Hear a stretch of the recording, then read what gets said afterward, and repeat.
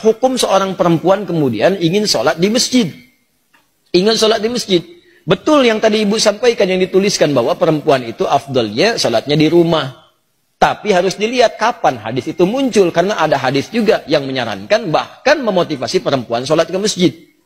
Yang tadi disampaikan itu ada riwayat-riwayatnya teman-teman sekalian. Di hadis Ahmad ada, di Abu Daud ada. Itu dari Ummu Salamah radhiyallahu ta'ala anha. Ya, afdalu masajidin nisa qa'ru buyutihinna. Ya, keutamaan atau khairu masajidin nisa. Masjidnya perempuan itu yang terbaik itu qa'ru buyutihinna, di tengah-tengah rumahnya, di dalam ruangan rumahnya.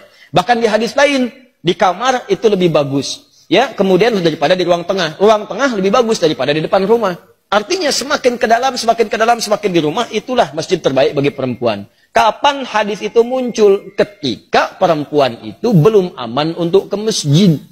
Awal-awal dibangun masjid di Madinah, baik itu masjid Nabi yang kedua dibangun setelah Quba, kemudian orang-orang pada ke masjid, maka terjadilah 3 sifat yang jika ada 3 sifat ini, perempuan dianjurkan di rumah. Dan nilainya sama dengan laki-laki ke masjid. Apa 3 sifat ini? Pertama, ada kewajiban yang berlaku bagi perempuan di dalam rumahnya. Sehingga prioritasnya di rumah, bukan ke masjid. Misal, dia baru punya anak yang diberikan ASI, atau anak yang harus dirawat, yang kalau dibawa ke masjid justru bisa memberikan gangguan kepada orang sholat yang lain, dan bisa mengurangi rasa khusyuk. Rewelnya, belum disiapkannya, belum dikondisikan. Orang-orang dulu ngajak anak ke masjid itu, sebelum berlangsung sholat, sudah diperkenalkan dengan masjid. Misal, sholat zuhur sekarang misalnya jam 12 kurang 10. Maka Anda jam 11 datang, jam 10, kenalkan masjid, lihatin, ini tempat untuk khutbahnya, ini mimbarnya, ini sab-sab sholatnya, ini sholat seperti ini, seperti ini, seperti ini. Lihatin, kalau anak-anak itu wajar, memang anak-anak wajar. Kalau jalan, kalau lari, kalau macam-macam, biarkan dulu aja masuk dia, biarkan masuk. Lari-lari di masjid, lewat sana-sini, setelah dia mulai agak nyaman, baru sampaikan, ini rumah Allah. Allah yang sayang pada papa. Yang memberikan rezeki, memberikan kaum main-mainan, membuat kita nyaman hidup. Allah itu sayang. Rumah Allah beda dengan rumah kita. Masuk ke kaki kanan. Ucapkan ini. Kalau kakak ucapkan ini, nanti tobotnya bisa ditambah. Masuk, ucapkan, masukkan kaki kanan, berangkat, rapi dia. Begitu sudah mulai agak baik, ajaklah kemudian dalam sholat berjamaah, rapi dia. Dalam sholat dia rapi, setelah sholat lari, biarkan aja namanya anak-anak. Yang repot itu kalau ada orang tua kekanak-kanakan, habis sholat lari-larian. Itu yang repot. Kakek-kakek habis sholat main prosotan di situ, baru kita repot di situ. Kalau anak-anak ya biarkan aja namanya anak-anak. Naik ke punggung biarkan, Anda sholat sunnah dia naik biarkan, nggak apa-apa, nggak usah repot dengan itu. Ini orang tua sekarang repotnya, mohon maaf di rumah disuruh ke masjidnya bukan untuk sholat, malah disuruh main. Kalian ini rame aja di rumah, main sana ke masjid, ya main dia di masjid. Jelas ya?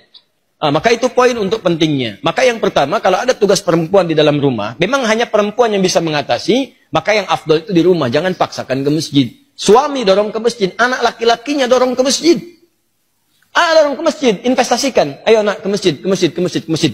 Ke masjid, dorong. Antum yang perempuan di rumah.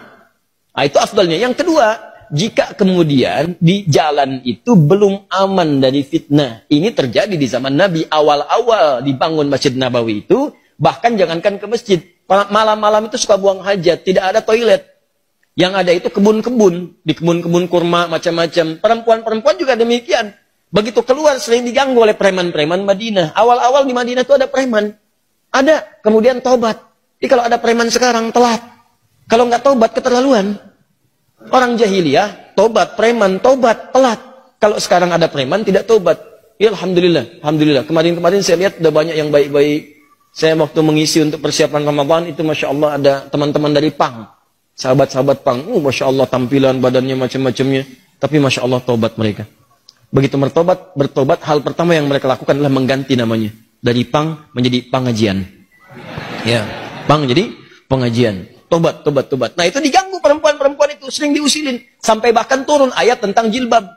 Ya ayuhan nabiyyu qul li azwajika wa banatika wa nisa'il mu'minin yudnina min jalabibihinna. Hei Nabi, katakan pada istrimu, anak-anak perempuanmu dan perempuan-perempuan yang beriman, sampaikan pada mereka, rendahkan jilbab-jilbab mereka. Ya, asa an yu'rafna fala yu'dain, sehingga mereka bisa dikenali dan tidak diganggu lagi. Turun ayat ini, turun tentang ayat merendahkan jilbab. Setelah itu masyarakat menyebar. Yang ketiga, memang tidak ada tempat khusus untuk perempuan. Adanya laki-laki saja. Jadi kalau masuk ke sana dia khawatirkan ikhtilaf. Itu yang berbahaya. Maka setelah itulah kemudian dalam 3 kondisi ini, perempuan diminta oleh Nabi di rumah, lebih baik di rumah, jangan ke masjid. Setelah kemudian tenang, preman-preman mulai tobat, keadaan mulai tenang, dan masjid mulai luas. Maka muncullah hadis-hadis di Al-Bukhari, di Muslim, bagaimana Sayyidah Aisyah mengatakan kalau kami subuh-subuh itu, banyak perempuan-perempuan datang ke masjid, kemudian dengan selimut-selimut mereka tutupi, sehingga nggak kelihatan, karena gelap. Zaman Nabi kan nggak ada lampu seperti ini. Ya, nggak ada lampu seperti ini, kelihatan. Jadi begitu sudah mulai remang-remang, mereka meninggalkan, sudah cepat lari. Salam, balik ke rumah. Salam, balik ke rumah. Itu tandanya sudah ada saf yang rapi, aman di jalannya, kemudian di rumahnya pun tidak ada tugas yang menuntut perempuan ada di rumah. Maka kalau kondisinya aman seperti itu, terbebas dari 3 hal yang demikian, maka hukum ke masjid itu utamanya sama dengan laki-laki diutamakan. Apalagi kalau suami yang ngajak, bagus itu. Mama ayo ke masjid, safnya ada. Seperti di sini di Alexandra, saf perempuan ada, laki-laki ada. Ke masjid jalan, subuh berangkat sama-sama. Kalau bisa sekeluarga. Supaya keluarga itu bisa kenal dengan masjid. Anak-anaknya dibawa, berangkat semua. Oh, bu enak tuh pulang-pulang. Masya Allah, selesai, jalan lagi. Jalan, sehat semuanya. Ya, jalannya bagus. Keluarganya juga kumpul. Sama-sama menuju akhirat.